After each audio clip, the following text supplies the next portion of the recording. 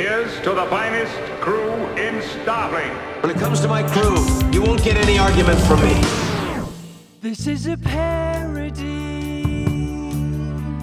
Paramount owns the song.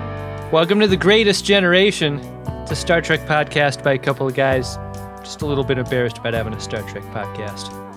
I'm Adam Pranica. I'm Ben Harrison. You've been in techno hell all day. Yeah, man. With my internet service provider, specifically, the kind that you can't talk to like a person. Mm-hmm. You've got to go onto their website and then like do a chatbot thing, and then what is probably a second chatbot that's supposed to like be more emotive than the first one to make it seem as though you're talking to a person. Right. I can see how that would be frustrating, Mr. Pranica.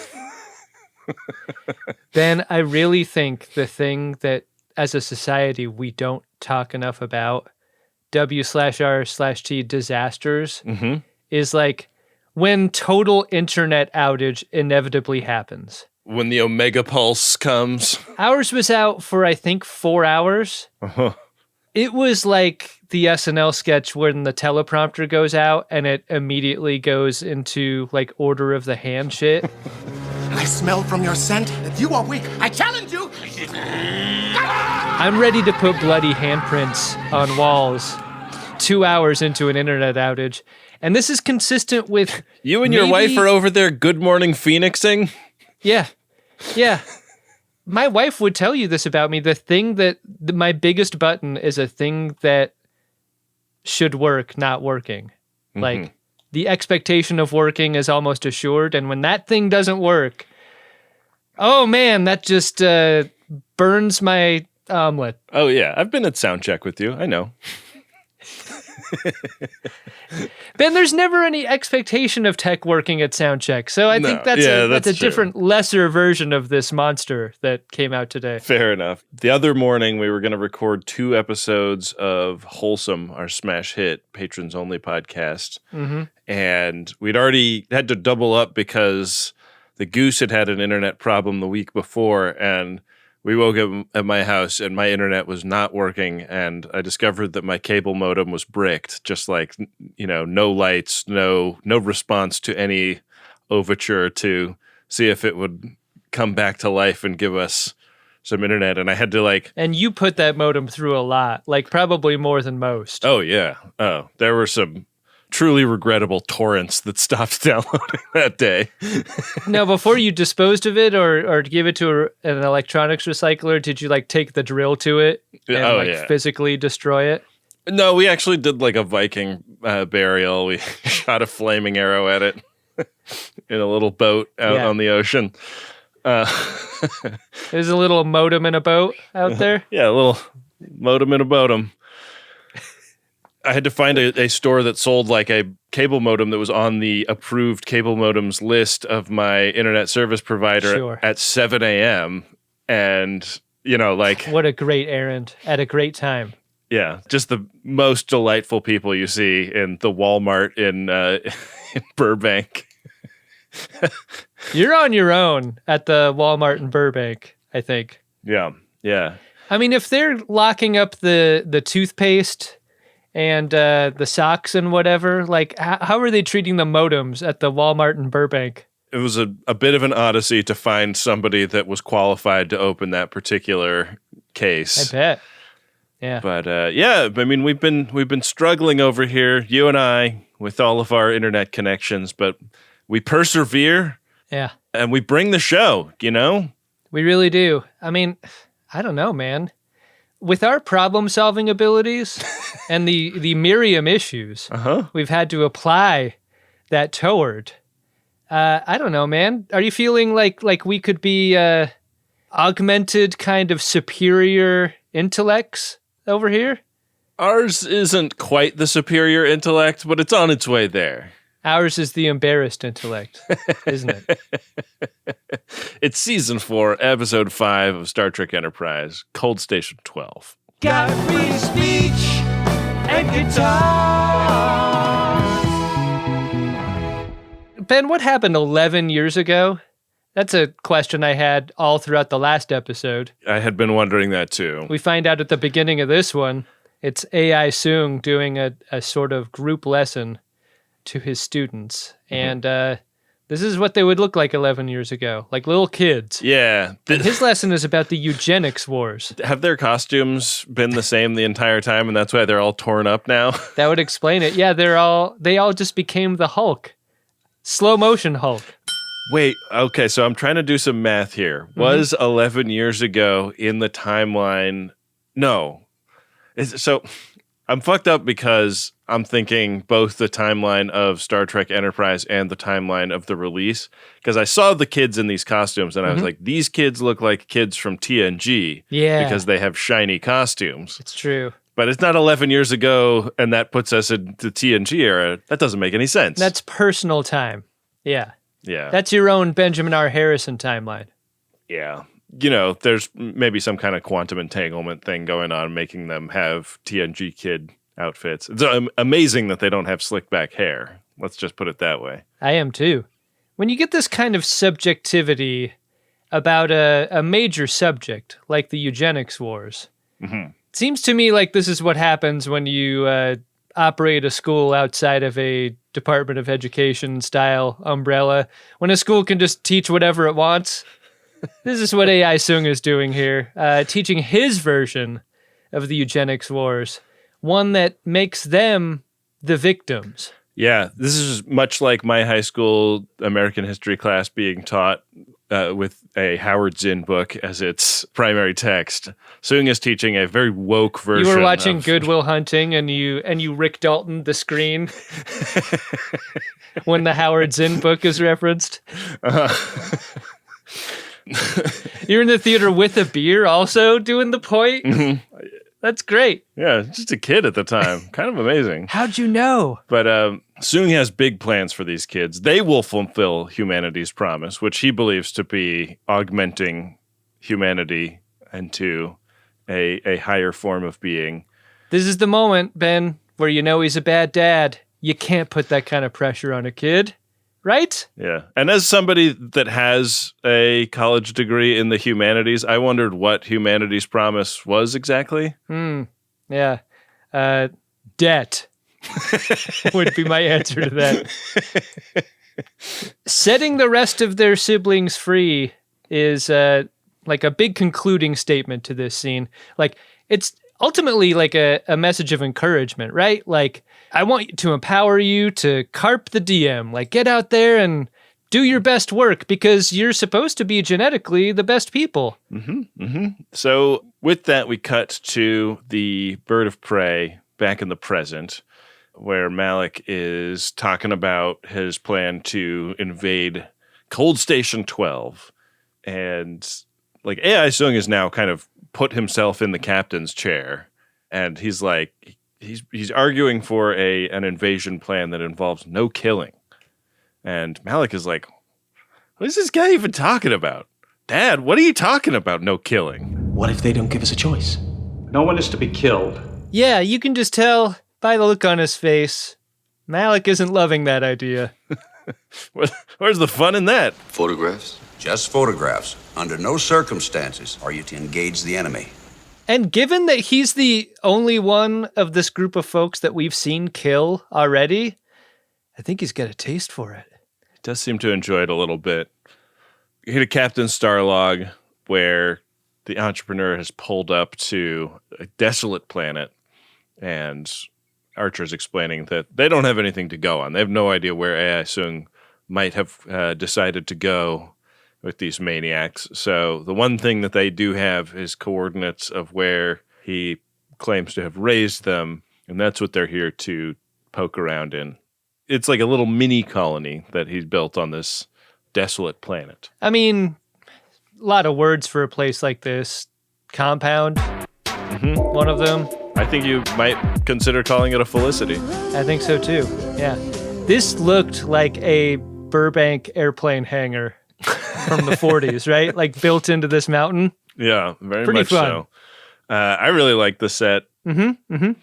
they're poking around. They got, your various protein recombinators and water filtration systems. They got a classroom. They also have a room full of plugs. And they're like, what was plugged into this?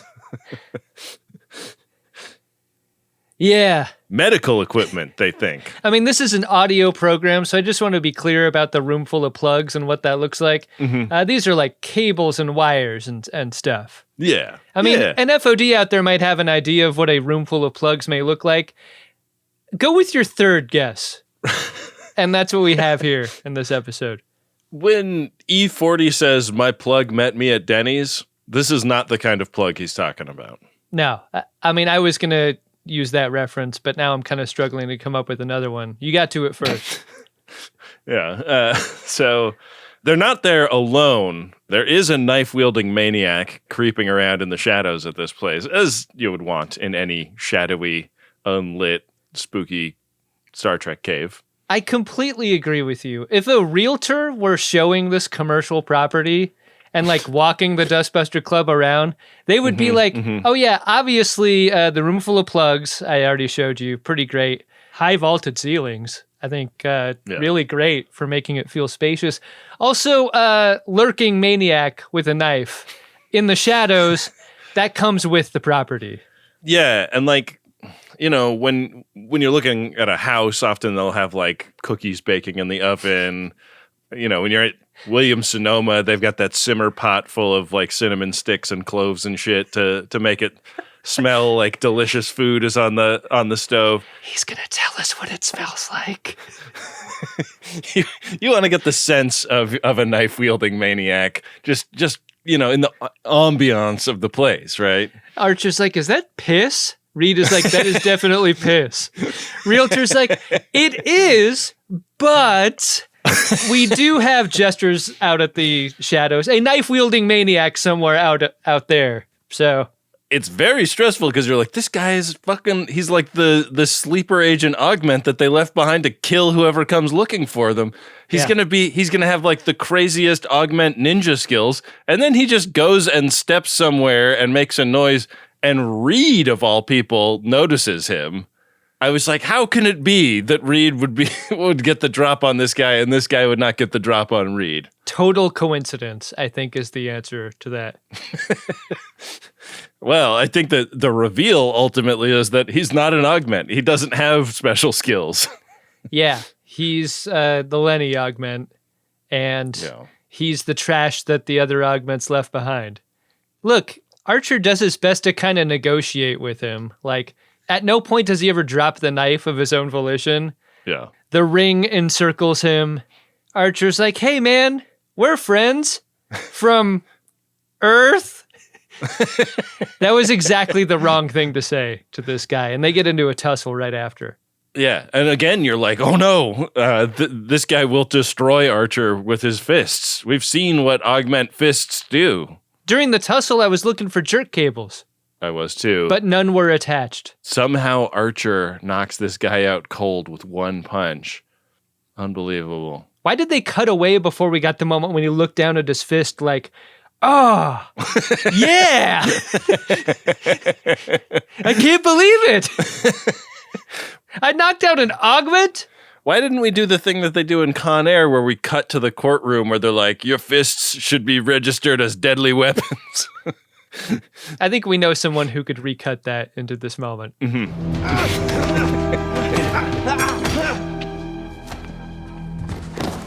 your military skills, you are a deadly weapon and are not subject to the same laws as other people that are provoked because you can respond with deadly force. Cut to the bird of prey. Arik Soong is visited by Malik in there, and AI is looking at Raken's pad like a parent looking at a dead kid's teddy bear. There is a lot of emotion projected onto this little device. AI just can't understand what happened to this guy. Last he heard, he was alive and well and doing great. And what's weird is no one on the bird of prey is answering any questions about him or the circumstances of his disappearance. Very strange. I love the idea that he's been going around going where is Rocking? What's he up to nowadays? You ever, go to college or anything like that? Malik explains, yeah, I did a fratricide on him. We had, it wasn't me, it was him. He was the one that was the aggressor and it was self-defense, but he did. Absolute in memoriam reel at the Academy Awards level acting here. Totally going for it with this story of regret and blood and tears. I tried to save him. I tried. He was your brother! I'm sorry. AI is quick to extend forgiveness here. AI believes, and I think this is a notable moment because I think we get several moments in this episode and the last where AI tends to believe people when he's being lied to. He does. He's right? He's a little bit of a sucker, AI Soong, despite having a total fucking galaxy brain in many other respects. Yeah. A bit like myself, I do kind of identify with him in this way. I think I'm a fairly clever guy in a lot of ways, but a bit of a sucker. I think we all believe we have one special gift that sometimes comes at the expense of other more useful gifts. If we change the words, then it's fair use all day long. They hug it out like, this is, I'm not mad, I'm disappointed, Dad, but ultimately we still have each other and that's what's important. And we're back on the Entrepreneur. This dude that Archer KO'd is not an Aug, is reported by Phlox. He has no enhancements, and he introduces himself as Udar, a.k.a. Smike. And if you're trying to imagine, audio listener, what this guy might look like, an augment without augments, as you put it, he's got a real Frodo face, I thought. Yeah, there is a problem with this episode where so many of the augments are like they all have the same hair and the same like ripped up goth augment clothes. I was having a little bit of a tough time remembering which one was which from scene to scene. Yeah. But this guy I did not confuse with any of the other augments. No. His friends I put in quotes, call him Smike because that is the name of a character in the hit classic tome Nicholas Nickleby. Are you familiar with this book, Ben? I have not read Nicholas Nickleby. I mean, I was. Here's my theory. If Star Trek Enterprise had been made in a post-Greatest Gen era, if it was, for example, a streaming show on Paramount Plus, this character would be named Lennie as a subtle nod to our show. Absolutely. Yeah. Yeah. These friends he describes don't seem nice. Actually, I should walk that back. If your friends come up with a cutting nickname for you that is also a literary reference like this, does that kind of take the sting out of it? Because it's so nerdy. Like, it's very nerdy. Who's the bad guy in this story? The one who they call Smike or the ones who came up with the name? You know what would have made it really clear is if Archer had been like, oh, like the guy from Nicholas Nickleby, and he'd been like, oh, what? They told me no one would get that reference. That it was just between me and my friends. Why doesn't Star Trek do shit like that sometimes? That's such a Tim Robinson reaction. Like, that is a modern Tim react. Archer wants to pump this dude for information, but he isn't going to give anything up. And he's like, my brothers and sisters are the world's greatest badasses, and nobody can stop them. Whatever they're doing, don't even try. Yeah. I mean, I'm also not going to help you because you're from Earth. Yeah. I have very strong anti-Earth sentiments. You should know. He's an anti-Earthite. Yeah. We get a call from Trip down on the surface who's looked through some of the databases, I guess, and discovered that the stuff that they unplugged was a bunch of artificial wombs. So. Well, now if you're an audio-only listener, you might have an idea about what those look like. Just to let you know, go with your fourth or fifth idea on that one. Malik and Persis have a little conversation about how weird it is that Soong doesn't want to just go down to this planet and murder everyone when they get to Cold Station 12.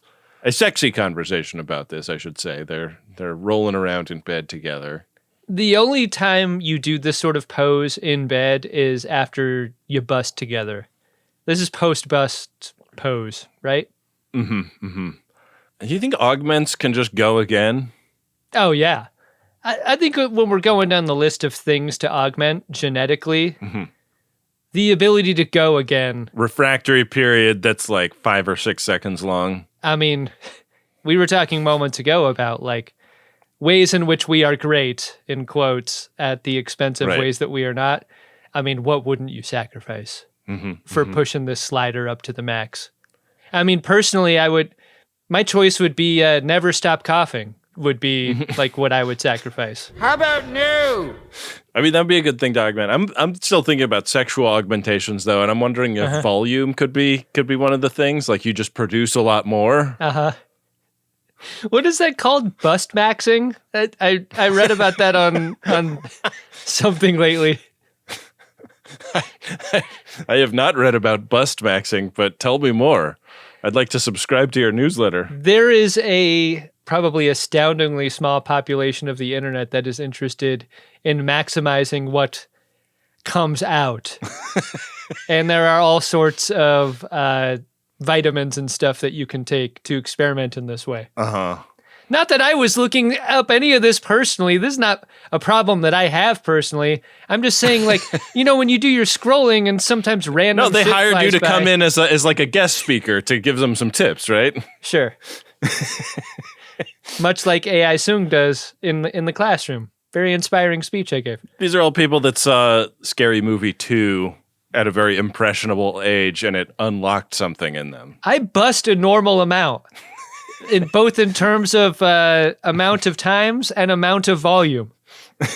There's nothing abnormal about either of those things with respect to me, okay? All right, well, maybe... Can we just put that issue to bed completely? I think there has been a special sub-forum on the Discord of people discussing this, so maybe we can just delete that whole thing. All right, that's what I'm going to do right after we stop recording. Anyways, they're a little weirded out about the way Dad is not a bloodthirsty maniac anymore, but not so weirded out that they don't want to have a little bit more sex. I think a big problem they talk about in this moment is like Malik thought he was going to be the leader after killing his brother, and now fucking Dad's home again? Yeah. Like, is he going to have to kill him too? Like, that seems to be the subtext here. Augments should be led by augments. I won't listen to this. He's making moves to become a leader, and he's being thwarted at every turn. Have you seen that guy bust? It's like almost nothing. It's like a teaspoon. I mean, it's another scene where you don't know what side Persis is on, except Dick.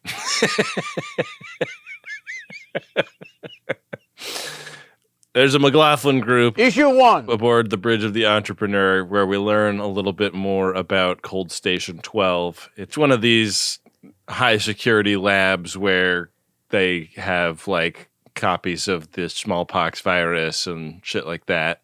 Archer has a pretty fun introduction to his presentation about the station. He's like, into the file we'll delve, Cold Station number 12.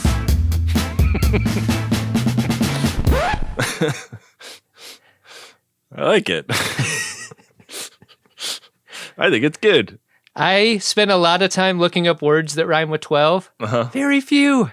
Delve is good. Very few to make a song out of rhyming with 12. Shelve? Kind of a slant rhyme. Oh, I don't get that reference, Ben. What? That seems like something you shouldn't say. It's a slur against a type of wordplay? Jesus. Yeah, I don't know. My mind just didn't go there, Adam. Yeah. So there's 1,800 augment embryos there, and there were like weird feelings at the end of the eugenics wars when they had all these augment embryos. Like, what do we do with these? And it seems like a lot of the like reconstruction after the eugenics wars involved freezing people and things that were inconvenient to deal with at the time. Yeah. How about that? Do not destroy. They just kick the frozen can down the road to deal with later. Sexual icon Admiral Forrest has authorized any force they want to stop AI Soong in his plan here. So good. There's something about, like, in the action movie or, like, the movie about the danger of nuclear war where there's, like, something more specific than any force. Like in Crimson Tide, I think Gene Hackman says, like, the authorization for nuclear weapons is confirmed or whatever. And there's such, like, a specificity. There's like an official terminology there that I really admired. Yeah. Any force just doesn't mean anything to me. Yeah. Like lethal force I would have preferred, but they don't say that word here. I mean, that's just sexual icon Admiral Forrest trying to keep his hands clean, right? You know what? You're right. You know? Yeah. I mean, all calls are being recorded when sexual icon Admiral Forrest is concerned, right?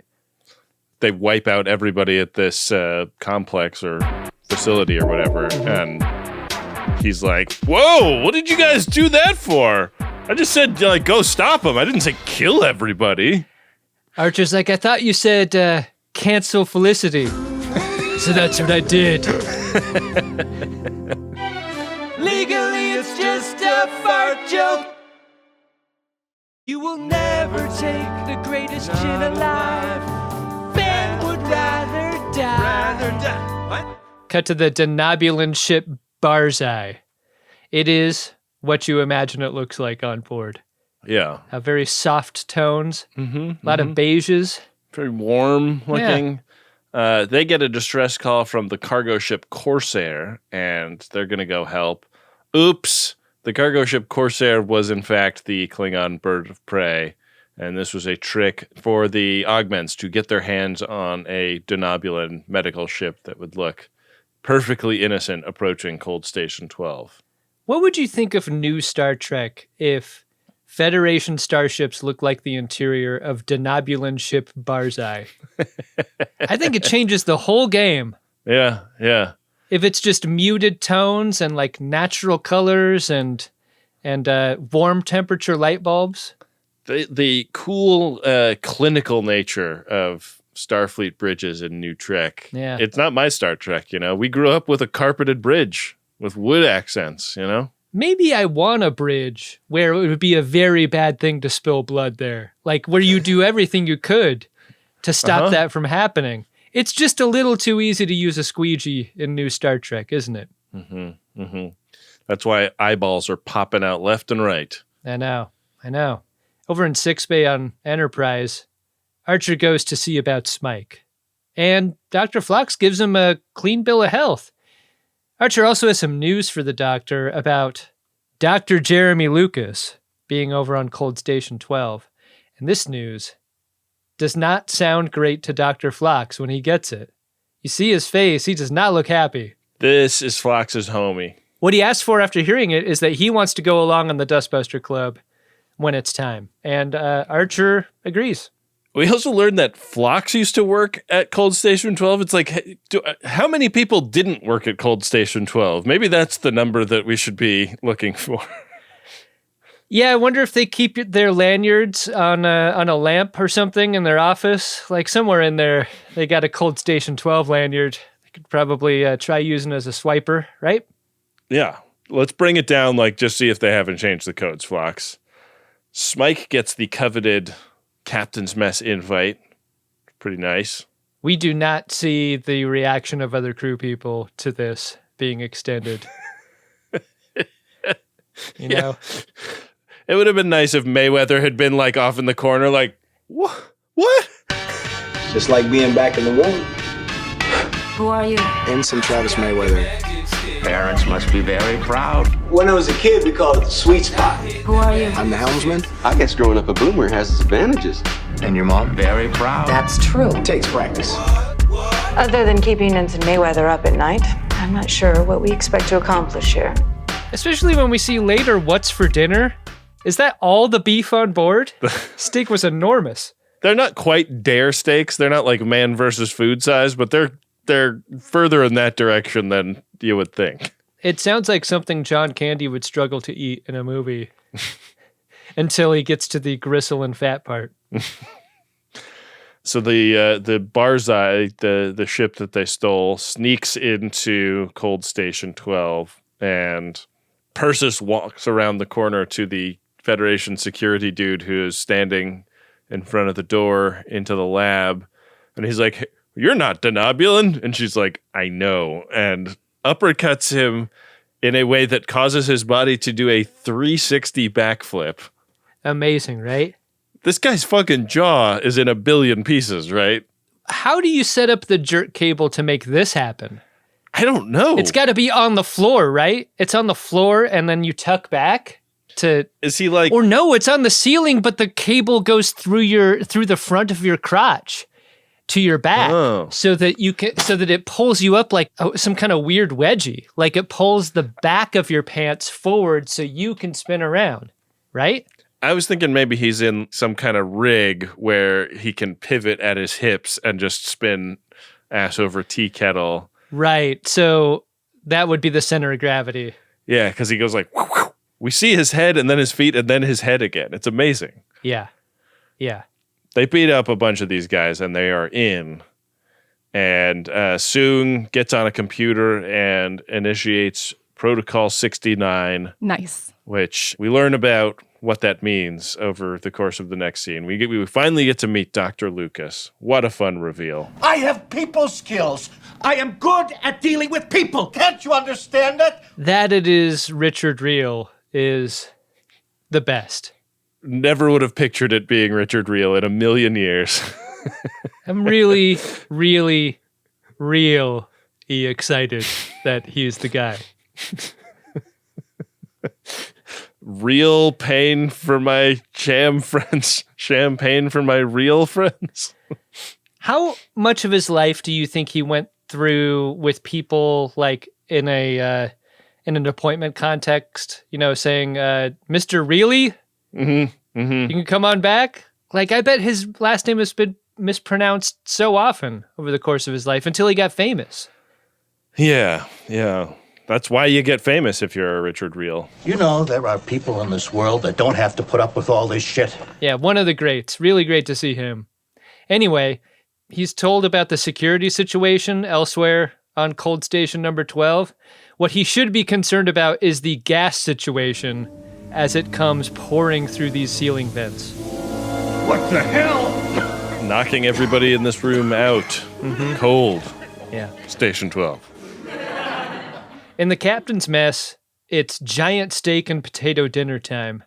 Totally uncommented on by a dude that has not had a proper meal for 11 years. He's been eating MREs. He's been alone for a really long time too. Like ever since Rakeen and them left, he got left behind because he was a weakling and he wouldn't be able to keep up with them. I keep calling Rakeen Rakin like a monster. It's going to be very confusing for people. I think you might be right. I don't remember how they pronounce it. Anyways, Smike is like, "Oh, so you're taking me to jail, right?" And Archer's like, "You have got Earth all wrong. Like, we're not like that. I don't know who told you that. Maybe that Soong guy." Anyways, like, here's a picture of your dad, a geophysicist who looks like John McAfee. This is a terrible picture, right? They had to use any picture but this. It looked so photoshopped for no reason. Like, why couldn't you just have a regular picture of a regular looking person and not a strange, heavily photoshopped picture of a very strange looking person? Any photograph inside the frame that you get from a drugstore has a more realistic looking picture than whatever the fuck this is. Yeah, he's like, we have a lot of information in our computer about your parents. For example, here's your father, and he shows him a picture of like a black and white picture of a Dalmatian puppy. No spots at all. What a horrid little white rat. Look, Greatest Trek and Greatest Gen, both friends to the art department, always have been. But I want to say, like, we're also honest enough to call it like we see it. You fucked up on this one. This picture's bad. Very weird. Phlox and Archer have a conversation about whether the ban on genetic engineering that happened on Earth after the eugenics wars was a good choice or not. Because, like, the Denobulans are, like, very pro-genetic engineering. And they never had anything like the eugenics wars. And they talk about, you know, whether human technology outpaced human ethics, basically. Also, Dr. Phlox, what's up with all the food, dude? He's so much food on his plate. In the very same conversation when they are talking about heavy shit, Dr. Phlox seems to admit that he's in a one-person gainer relationship with himself. To tell you the truth, I'm not very hungry. I am the feeder and the gainer. I am the feeder and the gainer? I Obama'd that again. Why do I keep doing that? I mean, why wouldn't you? Yeah, at this point. Clark syndrome. Did you know what Archer's dad died of? That was it. Oh. Clark syndrome. What if genetic engineering were allowed at the time that could have saved his life? Then we would have just a sickly sweet father figure on the show from time to time, giving us cavities once every 6 episodes when Archer talks to his dad. I think we're better off without him. Hi, Jonathan. It's real good to see you. Here at the Warp 7 research facility, we've all been pulling real hard for you. Every time he's on screen, he's asking Jonathan if he was a good dad. Why? I mean, I told you last week that but the more you ask, I gotta say, like, that answer may change. Makes me wonder if there's something you worry was like a majorly fucked up choice you made, and I'm trying to think of what that could have been. That is yet to be revealed to me, or that I've not uncovered yet. I just want you to know that there were certain things that your mother and I tried to hide from you for your own safety, and that may or may not have been the right choice. Yeah. But we just love you a whole bunch around here. It's good faith to believe I can do parody. Bit of an impasse at Cold Station 12 because Dr. Lucas is not giving up access to the embryos. He claims he doesn't even have the code. But Soong, he used to have Dr. Lucas's job. He knows that guy gets the codes to go into the embryo room. And yet, Soong believes him through some sort of, I don't know, professional courtesy or Yeah. We had an embryo heist. It does seem like reasonable to assume that they would like change some of the rules about how you get in at the embryos if we had an embryo heist. To borrow my friend's term, the station wasn't just going to throw its legs up in the air. Like, this was going to be challenging at some point. Yeah. Like, I'm guessing probably the Louvre has, like, stronger windows now that the crown jewels have been stolen from it. Like, they probably do something to prevent that kind of thing from happening again. Absolutely. So the entrepreneur is entering the system, and we get a FaceTime confrontation between Archer and Soong. And Archer's like, well, this is the end of the road for you, assholes. And Soong is like, not so fast, Archer. We've got hostages. This is why you cast a Richard Riehle here. Mm-hmm. Because who do you care about the most among this rabble? Richard Riehle. Yeah. Yeah. So when he's brought out forward, like out of the cell. Yeah. Holding up a copy of the day's newspaper, saying that they haven't been hurt or whatever. Yeah, I mean, you definitely don't want to see him shot in the face point blank from a Klingon disruptor. No one wants to see that. There's a lot of face and head mass to work with there, right? Yeah, I mean, he's no Brian Dennehy, but like this is going to make a big mess, and Soong is conscientious of that. If you're Richard Riehle and you're hearing this dialogue, are you taking this a little bit personally? Like, God. I mean, I know I am a hit star of stage and screen Richard Riehle, but like my head isn't that out of proportion with the rest of my body, is it? I mean, I'm no Dennehy. No. Archer has to turn Enterprise around at this point. I'll stop. The only FaceTime Archer is having after he does is sad FaceTime. Yeah. His. So Malik discovers that Dr. Lucas does in fact have the codes to the embryo chamber because there's like records of him going in there in the system. And meanwhile, they're also figuring out that like the algorithm that one guy wrote to crack the code may take a little longer than they anticipated. So they're getting stressed out about this situation. And on the Entrepreneur, a huge away team gets ready to beam over. Like more people that have been crammed on this transporter pad in the history of the show so far. We speed right past how significant this moment is because you can't tell me anyone on that pad isn't a little uncomfortable.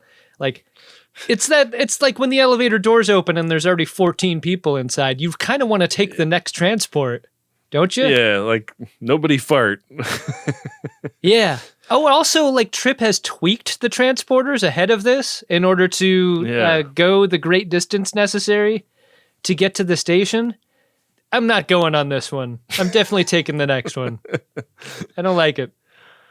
Malik has decided to try to beat the codes out of Dr. Lucas, and he's a total G. He is taking this beating and not giving anything up.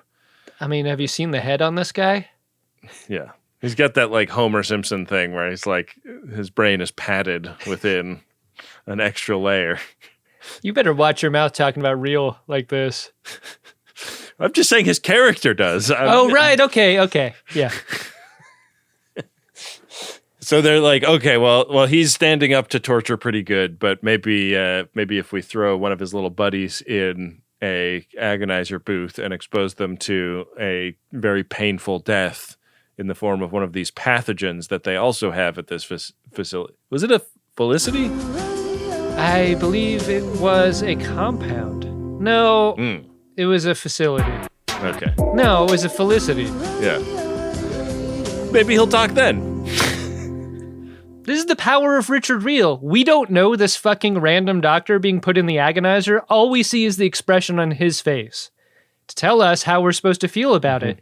And even though his eye is swollen shut and he's covered in blood, like, I got the sense that this guy shouldn't die. Mm-hmm. They have a real closeness. Closer than friends. Closer than family. Yeah. And I will let him go. So meanwhile, the Dustbuster Club is sneaking around. They triple stun an augmented guard, and they realize that their phasers are kind of nerf relative to the superhuman strength of the augments. Mm-hmm. There's an amazing line where Richard Riehle says, "You son of a bitch," to Arik Soong, and he says, "My mom wasn't a bitch, she was a chemist." And they dump the pathogens on Lucas's colleague, and he suffers a horrific, painful death. Did you want, because we do a lot of cutting back and forth between the Dustbuster Club in darkness outside of this lab setting and what happens in the lab, and I really kind of wanted some sort of way to bridge the two, like where the urgency to the Dustbuster Club would be made so via seeing or sensing through sensors, someone dying in there or being poisoned or whatever, like something to hasten the urgency. But like when we cut, because we have no idea like where they are relative to that room, like they're messing with life support and stuff, but it's not really clear like what effects any of this is going to have in the immediate term. I found this sequence like strangely numb compared to what it could and should be given the stakes and what's happening. Like, because we keep going back and forth from great stakes to I'm just going to shoot out a panel here and mess with some wires, like see if we can't affect some change to the life support system that way. Like, I would much rather one of them is watching closed circuit television on a screen of a guy coughing blood into his mouth to like goose what's happening. Yeah, I think they missed an opportunity there. Lucas completely resists this tactic, and this dude is on the verge of death. And Soong tells Malik, like, hey, okay, give him the anti-serum so that he doesn't actually die. And Malik's like, what the hell, Dad? I wanted to! Do it! No! That's too late. Yeah. Dang. Maybe if Malik didn't resist, this guy wouldn't be RSVP'd, but he is. RSVP this random doctor. Cut to the Dustbuster Club. They are completely unaware that this has happened. What they do know is that Smike has one X-Man power, and that is kind of like better, I won't say super hearing. I won't even say advanced hearing. Maybe hearing that is not damaged from years of concert going and wearing in-ear headphones or whatever. Like, I think maybe that's as far as I'll go. Yeah, he's pretty good at listening to stuff, and he can hear that the augments are coming, and they get the drop on the away team and immediately destroy all of their communicators, which signals to the crew of the Enterprise that the away team has been captured. Yeah. We get the reunion of Phlox and his buddy Dr. Lucas. They haven't seen each other in years. What are you doing here now? Nice that he's allowed to try to fix him up. Mm-hmm. Dr. Phlox can't be resisted, his instinct to help. No. To deliver aid. We also get the reunion of Udar and Soong. And Soong is really happy to see him. Weird that he didn't ask around about him. Like, he asked about Rakeen a lot. Didn't ask about Udar. It's nice that Dad doesn't call him Smike. That was just for his bully friends. Yeah, yeah. Right? His bully friends who banished him because he wasn't strong enough. And yeah. He's like, but my hearing. I told you about my hearing, right? And they're like, what are you talking about, dude? We got the hearing thing covered. It's like the Jerry Seinfeld joke, like, I'm not a leg man, I'm a tit man. I have legs. Yeah. Nobody needs Smike's amazing sense of hearing. I won't cease or desist, 'cause we really think it's fair use. Alert sound. Enterprise is on screen, and Archer in that split second tells them to execute their orders. What could that be? Orders in this case, switching on self-destruct for ice station number 12. This is the moment, Ben, that Archer becomes a real starship captain, I thought. Mm-hmm. It finally happened. On Enterprise, they start hitting the switches to make it happen. Yeah. 10 seconds is the countdown, Ben. That is sporty. Hoshi transmits the code, but a feedback pulse kills their comms and aborts self-destruct. And T'Pol's like, all right, we'll just nuke the site from orbit. It's the only way to be sure. Fucking A. She seems very excited to do this. Yeah. So back in the lab, Soong is gloating about how the self-destruct sequence didn't go, and Malik reveals that Lucas and Phlox know each other. And so Phlox might be even more persuasive in the agonizer booth. So they put Phlox in there, and they go, what do you think now, Lucas? You going to give us those codes? This is his limit. He will.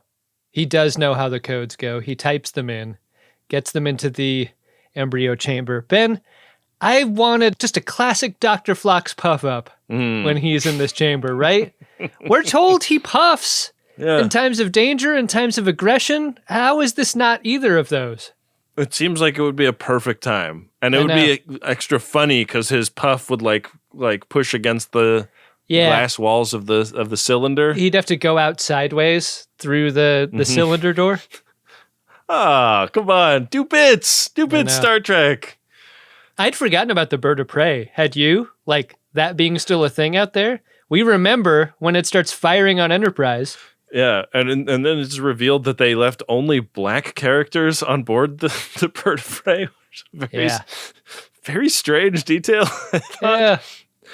Anyways, the entrepreneur is really going to have to fight for this nuking from orbit. Phlox is released, and they're like splitting up. They're like, okay, like the augments are going to grab the embryos and go. Smike, you're coming with us. And he's like, I don't know. I think I might stick with these guys. This moment I found pretty touching, and I think this is because of Brent Spiner. Like the way he can shift gears between being lore-like and being this caring father. Yeah. In this moment, I thought was just really well done.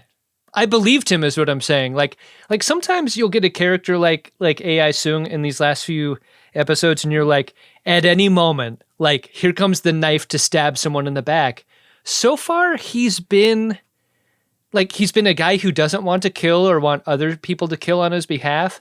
He's been kind to people. Yeah. He cares for this flock that he's created. He is just iconoclastically devoted to the idea that the Augs should be free. Yeah. And is like faithful to that in every action. And that, like, Smike wanting to go with the entrepreneur doesn't threaten that at all. So he's like, go with God. You've got my blessing as a daddy. The part that really sold Dr. Soong in this moment, and the moment that I knew that he was being sincere, was when he embraces his son, tells him to, like, go be free, go on, go with, get out of here, I don't want you.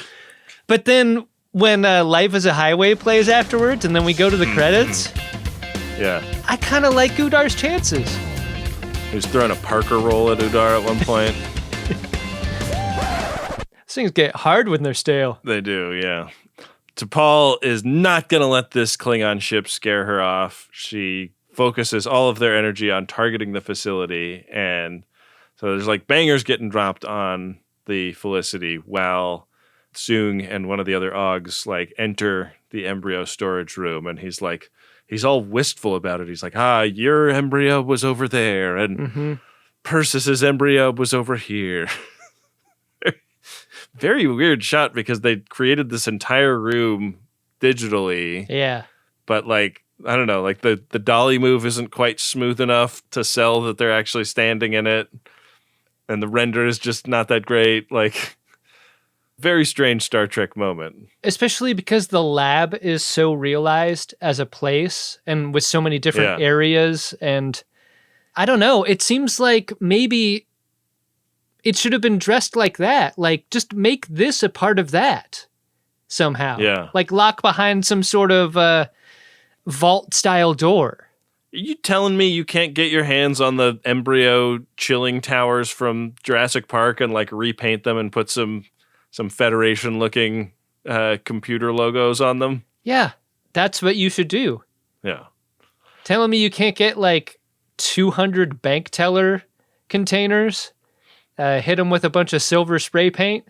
There you go. Load them up into some holes in a wall. You're good. Good to go. Yeah. Malik decides that he wants some insurance, so he downloads a bunch of smallpox samples and things on their way out. There's so many like infectious diseases he downloads, and then Persis is like, "What's this container? I don't recognize it." Malik looks at her and then looks at the camera and is like, "Extra strength Tylenol." You know, because like a lot of things got revealed in the future. Like, for example, that being bad. Oh, so that's how Udar got to be the way he was? Okay, I get it. Well, you know, like his mom had some during his artificial womb was administered some extra strength Tylenol during his gestation. Yeah. So they're going to put all the prisoners in that one room that the hostages were locked up in, so that when the site gets nuked from orbit, they all die, which is a little bit against Soong's whole thing. But that's what they're going to do.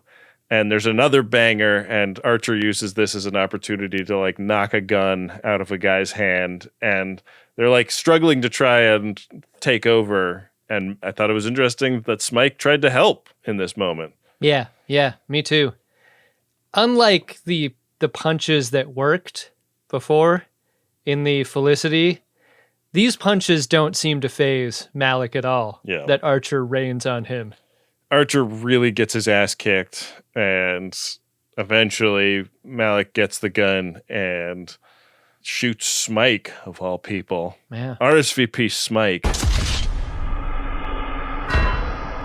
Ben, I think the answer to this is evident. Is Archer the captain who gets his ass kicked the most in Star Trek? Of all the Star Trek captains? Yeah, I think he gets his ass kicked the most. I don't think it's even close. Yeah. He's always getting his ass kicked. Yeah.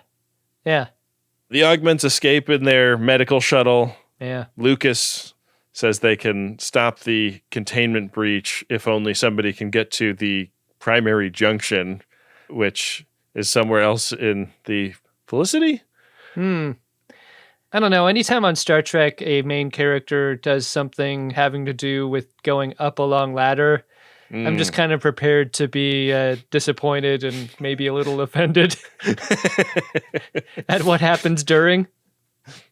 I just like the idea that, okay, well, there's a bunch of us here and we need to do something at the primary junction. Let's send one of us. Yeah.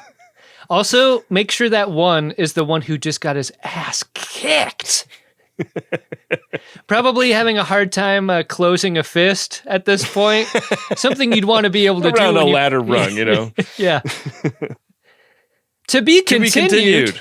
What? Ben, did you know we're in an arc right now? Until this moment, we're in an arc. We're in an arc. A 9-episode arc, of which this is its 2nd episode. Oh, really? Is this a... Because I saw 1, 2, and 3 next to the names of the episodes. But, wow, that's shocking. Arc 1 is Soong's augments, where in 2 of 3, there's a maybe arc overarching both of these, which is just called the augments, and this is episode 2 of 9 of that. Wow. Yeah. Amazing. Yeah. You got arced, Adam, but did you like this episode? I can't pay. Could fillet. Got no case. Tempting fate. I think this episode has to make you get to know the augments as people. But I think it's unfortunate that they are so uninteresting compared to Soong and Dr. Richard Riehle and anyone else involved. Like, I wish I cared a little bit more about Malik and Persis, but there's just kind of nothing there except a struggle for power, where I think there's an attempt to make this issue more complex, but the ways we do that is to give those opinions to Archer and Phlox in the lunchroom. Right. Like, we don't have the augments speak for their own circumstances ever, or that much. And I wonder if, like, at the conclusion of this arc or the larger arc, someone's going to say something more profound about that. But, like, it's weird in an arc that's about augments. I feel like we know so very little about them or what they want besides to fly around in a bird of prey doing gangster shit with their friends. Yeah, I mean, we understood what Rakhin wanted to do, but less what Malik wants to do. Like, is he a genocidal maniac? Does he want to eventually get back to Earth and conquer it, or like, what's his goal? Him being so unpredictable, I think, is the thing that makes him interesting. Yeah, because he's so willing to kill, and he clearly doesn't like his dad as much as everyone else. You talking about the scene where Dr. Lucas is resisting giving up the code while his colleague is killed, and that having been a missed opportunity because the away team isn't aware of it while they're doing their parallel action somewhere else in the complex, I think laid something bare about this episode to me. Like, this episode is directed by Mike Vihar, who directed a million billion episodes of Star Trek, like starting with TNG. And good ones. Yeah. And I think in TNG, like, they would have been more focused on the, like, ethical perils of that moment and how you grapple with making a decision like that. Do I give these maniacs the thing that they want, or do I, it's a trolley problem, but, like, a very interestingly Star Trek-y one. And the element of pain being something that's discussed, like, oh, like, let's pick a pathogen that really fucking sucks the way it kills you. Yeah. It's a choice that they make. Yeah. And I wish that hadn't been kind of an afterthought of this episode. I wish that the episode had sort of been about that in a way, because you're right. It's like the centerpiece, like, exciting, dynamic, two things are happening at once scene in the middle of the episode. And it feels like, yeah, can't two things be dangerous? Like, in an existential way? Yeah. I like where you're going with this. Like, this could have been Outbreak on top of this story. Yeah. So, and I guess it is to a lesser degree because Malik is going to take a few of these, but yeah. Like, if you'd had Quentin Tarantino do punch up on this script, somebody would have said something about how, like, Cold Base 12 is the bulwark that protects the Federation from the, like, microbiological genocide that something, something, something. And, you know, like the import of their work and the risk of their work getting out into the, you know, a lab leak situation happening. Richard Riehle, like, rolls his head up into consciousness and he's like, Dr. Phlox, do you prefer the Kirby Silver Surfer or the Mobius Silver Surfer? Yeah, exactly. Dr. Phlox is like, I am familiar with both. I thought it was a little bit strange that they made her a girl in the new movie. I haven't seen the new movie, but yeah, I think it's an episode that felt like it had a lot more potential than it realized. There you go. Yeah. Always realizing the potential of any episode, Ben, a priority one message, maybe even two of them. Let's see what we got over in our inbox. Priority 1 message from Starfleet coming in on secured channel. Need a supplemental income. Supplemental income? Supplemental. Supplemental. Yeah, it's extra. The interest alone could be enough to buy this ship. Howdy, fellas. I'm here for the TGG bump. I write queer cowboy books set in a fantastical world. The Player, Tales of Zeppish, by Tiernan Patrick McCann Towie, is available now on Amazon.com, where cowgirls wield golden ray guns. We follow Rush Grimshaw, the Player, a complex bisexual black man haunted by ghosts that won't leave them alone. I hand drew a map of the landscape in the front and hid a glossary of secret details in the back. I'm very proud of this, and I hope you enjoy. Ben Sisko drop? Ow! Wow, you gotta buy this book. Unbelievable. This fantastical world we only got a small piece of here in the description. I'm fascinated by this book. I gotta check it out. It's called The Player, Tales of Zeppish. Mm-hmm. I feel like that's like searchable, right? If you just type in Tales of Zeppish. Zeppish is the word you should search for. Yeah. Yeah. Zepish. Ben, we got a priority one message here of a personal nature. It's from Afton. It is to Hannah. Here's that message. Happy birthday to the best little sister ever. The birthday message from Ben and Adam that you got me this spring was a true delight, so I had to return the favor. Thank you for sticking with our Star Trek Sundays, even though you just hate Archer so much. I love living in the Spinster Sisters BAM with you and Wesley. The cat drop. I hate cats. Good, Wesley. You're telling me the kitty cat? Chris Brenner drop. I'm Chris Brenner. Brenner Information Systems. You know, interface, operations, net access, channel 90. That Chris Brenner. Wow. We have been asked to send this message as close to the 10th of November as we could. The 8th of November being Hannah's actual birthday. Okay. Little late on that one, but hope it was a great one for everyone involved. Sure do. Happy birthday. Sorry about Archer sucking. But he became a captain today, you know? You can think Archer sucks and still enjoy the show, right? I think you so. You just recognize that he's bad and you make fun of him. I think that the show kind of thinks Archer sucks, so... Yeah, I agree. We're definitely picking up what the show is putting down. Really appreciate all the folks that got a P1 today, and I hope folks in the future will get them. It is MaximumFun.org/Jumbotron to book yours today, and it really helps. Thanks. Hey, Ben. What's that, Adam? Did you find yourself a drunk Shimoda? Incredible. Drunk Shimoda! Gotta give it to my boy, Dr. Lucas. I love that they gave him a funny reel reveal. The way he turns away from the thing he's scanning at the beginning of his scene. Real reveal you saved until the Drunk Shimoda segment? That's amazing. What the hell is wrong with you people? I think everything he's in should have a real reveal because I'm always like, yay, Richard Riehle. You know, Pretty have great. fun with it. Yeah. Ben, there wasn't any chance my Drunk Shimoda wouldn't be Richard Riehle. Yeah. For the same reason. Just love seeing him on screen. Can do no wrong. I forgive him for giving up how the codes go. Yeah, he had to break at some point. Everybody breaks eventually. Did you want to see Dr. Phlox suffer a little bit? Would that have helped the anxiety of the episode? Because they stick Phlox in there, and we love Phlox. Phlox may be our favorite character, but like they don't even have him cough into his hand.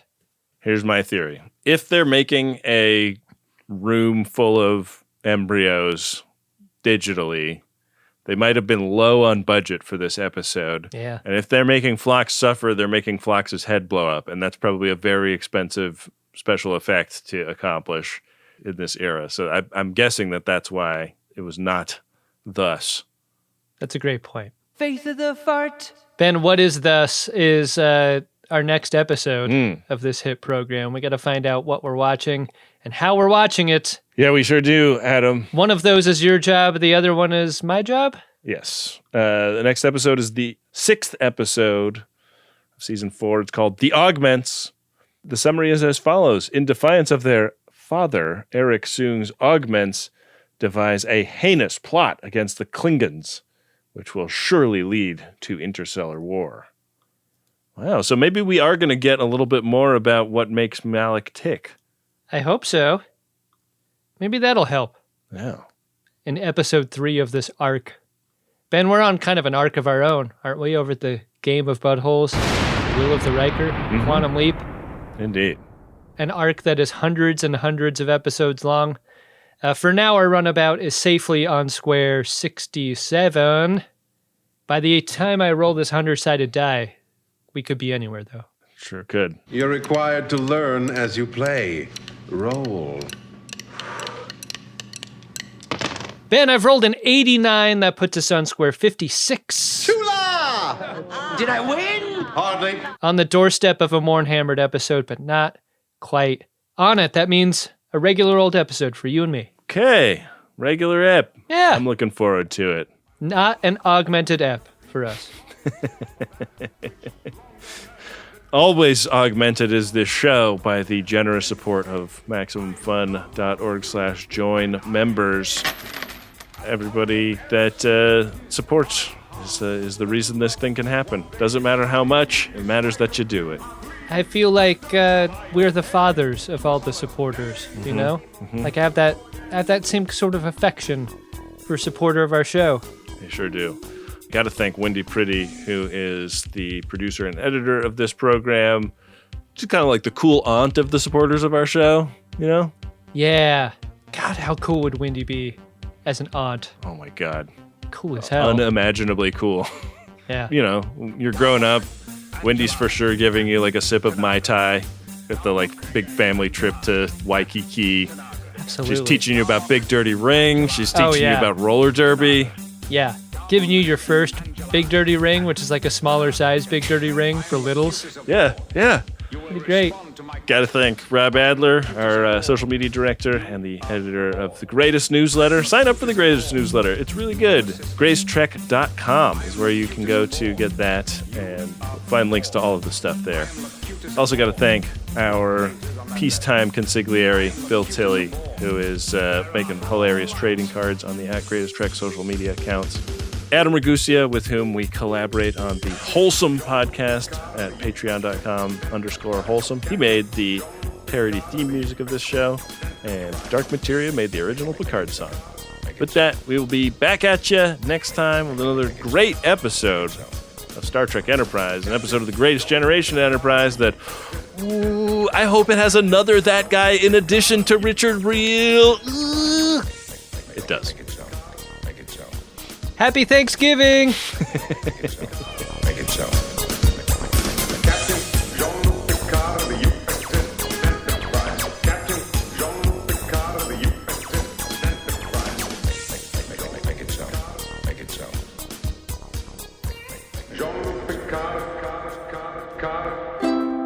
Maximum Fun, a worker-owned network of artist-owned shows. supported Directly by you.